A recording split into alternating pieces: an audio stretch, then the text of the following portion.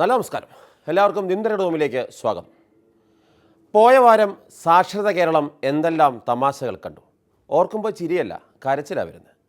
ഒരു പാവം പയ്യനെ കൊലയ്ക്ക് കൊടുത്ത പാമ്പാടി നെഹ്റു കോളേജിൻ്റെ മുതലാളിക്ക് മുൻകൂർ ജാമ്യം. നിയമത്തിൻ്റെ വഴിക്ക് പോകുന്നത് കണ്ട് സന്തോഷമായല്ലോ? കഴിഞ്ഞില്ല. മുതലാളിക്കെതിരെ പ്രേരണാകുറ്റം തെളിയിക്കാൻ പ്രോസിക്യൂഷന് സാധിച്ചില്ലെന്ന് കോടതി. പോരാത്തതിന് പോസ്റ്റ്മോർട്ടം റിപ്പോർട്ടിൽ പ്രേരണാകുറ്റം കാണുന്നില്ല.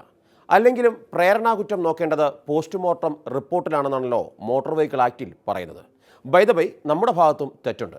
അപ്പോൾ പിന്നെ സ്വന്തം പാർട്ടിക്കാരിക്ക് തക്കാളി ജ്യൂസ് നൽകുന്ന BJP നേതാവിനും 16 വയസ്സുള്ള പെൺകുഞ്ഞിൻ്റെ പ്രലോഭനങ്ങളിൽ വീണ് കർത്താവിനെ മറന്ന മാനന്തവാടിയിലെ അപ്കമിംഗ് ടെറർ റോബിൻ അച്ഛനും വെറുതെ ഒരു രസത്തിന് കിഡ്നാപ്പ് നടത്തുന്ന പൾസർ സുനിമാർക്കും സർവോപരി മുഖ്യമന്ത്രിമാരുടെ തലയെടുക്കുന്ന ഉത്തരേന്ത്യൻ സംഘ കുണ്ടന്മാർക്കും ചോരാതെ ചോർന്ന ബജറ്റിന്റെ പേരിൽ അഭിവാദ്യങ്ങൾ അർപ്പിച്ച് ഈ ആഴ്ചയിലെ തരികിടകളിലേക്ക് സ്വാഗതം.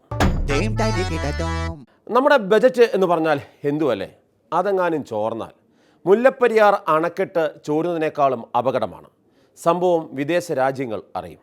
ലോക സമ്പദ് വ്യവസ്ഥയിലെ മുഖ്യകണ്ണിയായ കേരളത്തിൻ്റെ ബജറ്റ് നീക്കിയിരിപ്പുകൾ മൊസാദ് ഉൾപ്പെടെയുള്ള രഹസ്യ പോലീസുകൾ ഇങ്ങനെ നോക്കിയിരിക്കുകയാണ്. അപ്പോഴാണ് ധനമന്ത്രി തോമസ് ഐസക് ബജറ്റ് അവതരിപ്പിക്കാൻ എത്തുന്നത്.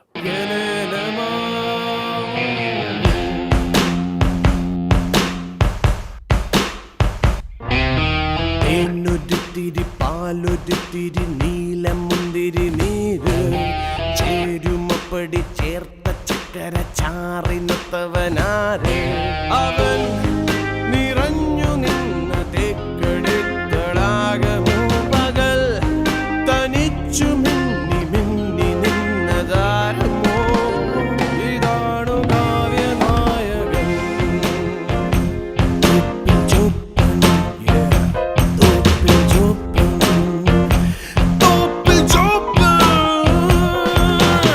ജനറൽ സെക്രട്ടറി ക്ലബിന്റെ വാർഷിക റിപ്പോർട്ട് സമർപ്പിക്കുമ്പോൾ ദയവീത് പ്രശ്നങ്ങളൊന്നും ഉണ്ടാക്കരുത്.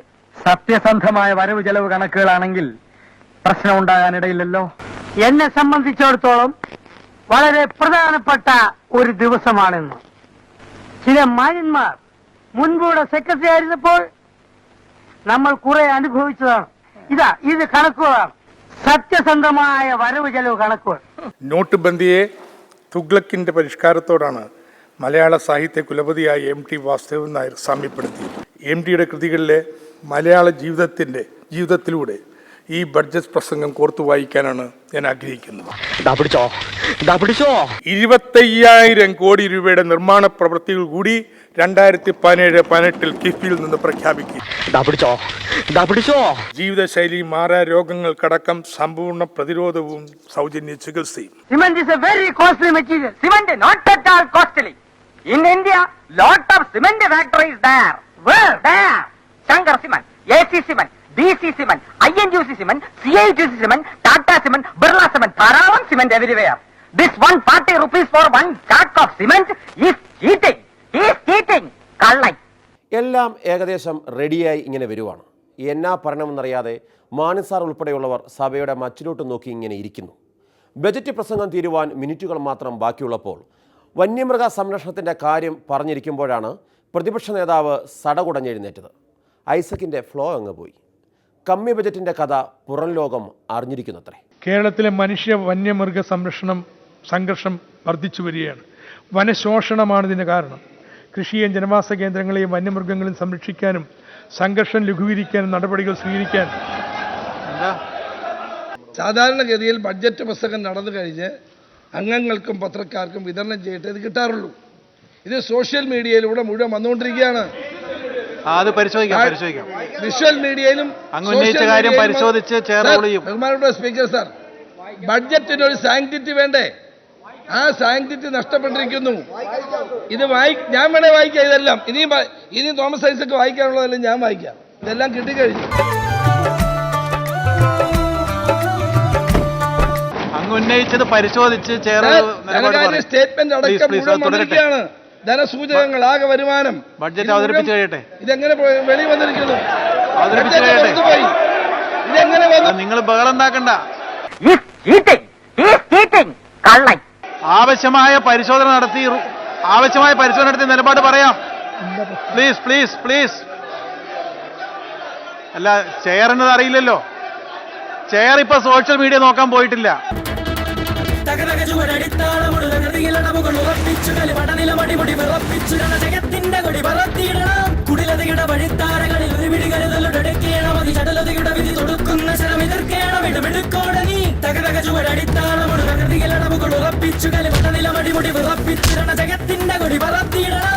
ഇവിടെ ബഹുമാനപ്പെട്ട ധനകാര്യമന്ത്രി അവതരിപ്പിച്ച കാര്യങ്ങൾ സോഷ്യൽ മീഡിയയിൽ വന്നിട്ടുണ്ടാവും, അല്ലെങ്കിൽ മറ്റു മീഡിയകളിൽ വന്നിട്ടുണ്ടാവും. ഇന്നത്തെ സ്ഥിതിയിൽ അതേസമയം പോകുകയല്ലേ. ഞാൻ കക്കൂലെന്നും നിങ്ങൾ മുക്കൂലെന്നും നമുക്കറിയാം. അത് ഗൗരവമുള്ള കാര്യമാണ്. ഇതെങ്ങനെ പോയി? എങ്ങനെ പോയി? ഞാൻ അങ്ങേക്ക് തരാം. അദ്ദേഹം പറയട്ടെ. ഇത് ഞാൻ അങ്ങേക്ക് തരാം. അങ്ങനെ വായിക്കാൻ പോകുന്ന എല്ലാ ഭാഗങ്ങളും പുറത്തു പോയി. ബഹുമാനപ്പെട്ട ബഡ്ജറ്റ് ലീക്ക് ചെയ്തു. ബഡ്ജറ്റിന്റെ സാങ്ക്ടിറ്റി പോയി. ബഹുമാനപ്പെട്ട ധനകാര്യമന്ത്രി പോയി. സാർ, ഇത് ആദ്യത്തെ സംഭവമാണ്. നീ ഒറ്റ ഒരുത്തനാണ് ഒരു കാരണക്കാരൻ. ഉള്ളത് പറ. നീ രാത്രി പിന്നെയും പോയി ആ കുഴി വാന്തിയോ? ഇങ്ങനെ ചങ്കി കുത്തറ വർത്തമാനം പറയരുത് പിള്ളേച്ച. ഇത്രയും ബുദ്ധി എനിക്കുണ്ടായിരുന്നെങ്കിൽ ഞാൻ ഈ സംസ്ഥാനത്തെ ധനകാര്യമന്ത്രിയായത് അറിയോ?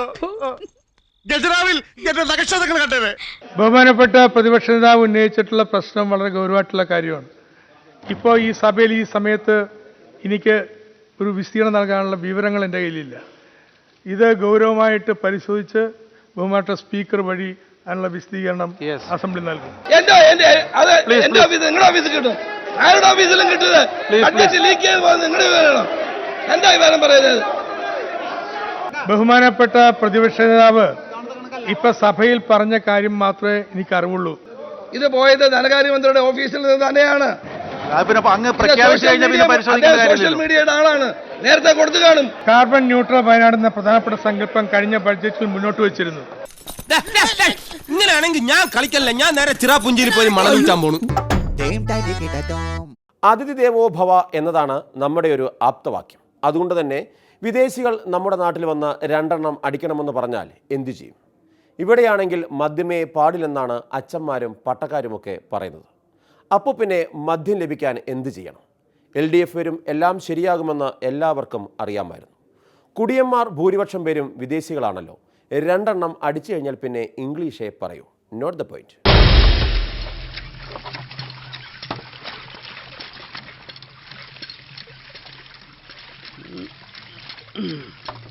ഈശ്വര, വെള്ളം തീർന്നു. ട്രൈ അടിക്കേണ്ടി വരുമോ?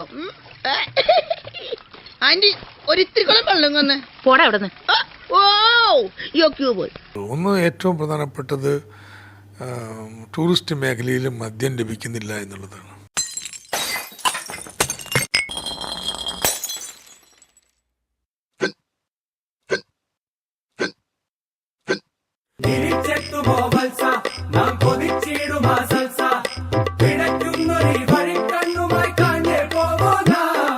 നമ്മുടെ നാട്ടുകാർക്ക് നമുക്ക് നിരോധിക്കാം. പക്ഷെ പുറത്തുനിന്ന് വരുന്നവരോട് നിരോധനം ഏർപ്പെടുത്തുന്നത് അവർക്ക് വേറെ ഇഷ്ടമുള്ളിടത്ത് പോകും, അത്ര തന്നെ. അപ്പം അതുകൊണ്ട് നമ്മുടെ ടൂറിസം നയത്തിന് അനുയോജ്യമായിട്ടുള്ള ഒരു മദ്യനയം വേണ്ടി വരും ടൂറിസ്റ്റ് മേഖലയിൽ.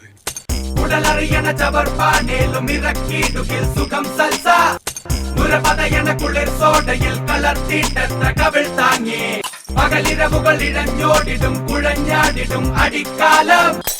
പല തലമുറ കരം മാറി നാം നടത്തിയിടുന്ന കുടിശീലം. LDFന്റെ സംസ്ഥാന കമ്മിറ്റി ഇത് സംബന്ധിച്ചൊരു നയം രൂപീകരിക്കും. LDF അത് സംബന്ധിച്ച് തെരഞ്ഞെടുപ്പ് മാനിഫെസ്റ്റോവിൽ ചില കാര്യം പറഞ്ഞിട്ടുണ്ട്. ആ മാനിഫെസ്റ്റോവിനെയും കൂടി അടിസ്ഥാനമാക്കിയിട്ടായിരിക്കും നയരൂപീകരണം നടത്തുക.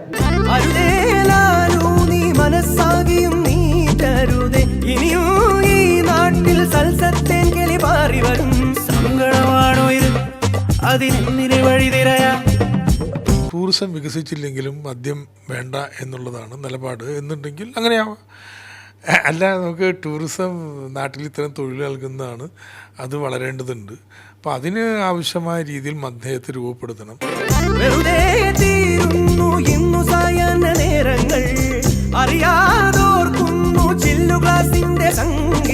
വിനോദസഞ്ചാരത്തിൻ്റെ പേരിൽ വിനോദസഞ്ചാരികൾ ഇവിടെ വരുന്നത് കുടിക്കാനാണെന്നുള്ള ഒരു തെറ്റിദ്ധാരണയാണ് വന്നിരിക്കുന്നത്.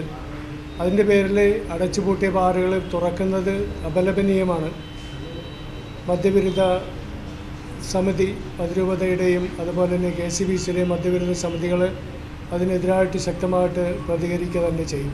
മനുഷ്യ, മാനം ഇടിഞ്ഞു വീണാലും മല മറിഞ്ഞു വീണാലും മാനവരാശിയുടെ മുഴുവൻ മാറ്റത്തിനായി നടത്തുന്ന ഈ മഹാസംരംഭം മംഗലഞ്ചി മാറ്റിവെക്കില്ല. ഇല്ല, നിങ്ങൾ മാറ്റി വെക്കില്ല. എന്റെ മംഗലം ഉടയ്ക്കാനല്ലേ മംഗലഞ്ചി തന്നെ ഇങ്ങോട്ട് കെട്ടിയെടുത്തത്. ഒരു കാര്യം ഓർത്തോളൂ, ഒരു വിപ്ലവകാരിയും സ്വയം ജനിക്കുന്നില്ല. പട്ടിണിയിൽ നിന്നും പരിവട്ടത്തിൽ നിന്നാണ് വിപ്ലവം ഉണ്ടാകുന്നത്. എന്നെ ഒരു വിപ്ലവകാരിയാക്കി മാറ്റരുത്. എന്നിലെ സിംഹത്തിൽ നിങ്ങൾ ഉണർത്തരുത്. മർത്യരെ മൃഗമാക്കും മദ്യമേ, മർത്യരെ മൃഗമാക്കും മദ്യമേ, ദുരിതത്തിൻ വിത്ത് വിതയ്ക്കും വിഷമേ, ദുരിതത്തിൻ വിത്ത് വിതയ്ക്കും വിഷമേ.